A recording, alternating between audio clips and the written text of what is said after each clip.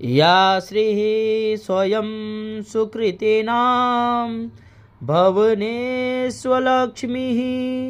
पापात्मनां कृतधियां हृदये सुबुद्धिः श्रद्धा सतां कुलजना प्रभवस्य लज्जा तां तां नतास्म परिपालय देवि विश्वम् त्वमेव माता च पिता त्वमेव बन्धुश्च सखा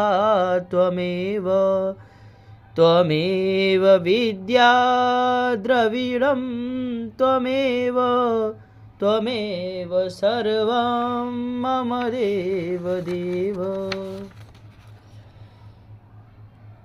ॐ नमश्चण्डिकायै देवे प्रपन्नार्तिहरे प्रसीद मातर्जगतोऽखिलस्य प्रसीद विश्वेश्वरि पाहि विश्वं त्वमीश्वरी देवी चराचरस्य।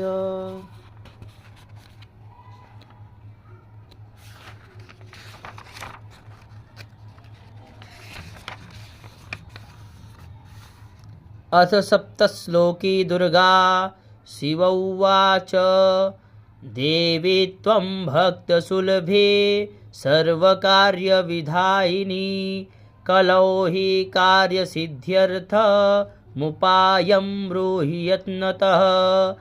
देव्युवाच शृणुदेव प्रवक्ष्यामि कलौ सर्वेष्टसाधनं मया तवैव स्नेहे नाप्यम्बा स्तुतिः प्रकाश्यते।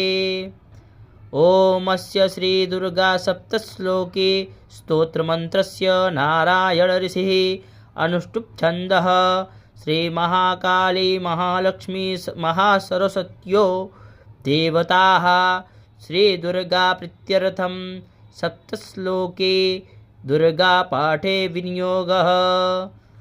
ॐ ज्ञानिनामपि चेतांसि देवी भगवती हि सा बलादाकृष्य मोहाय महामाया प्रयक्षते।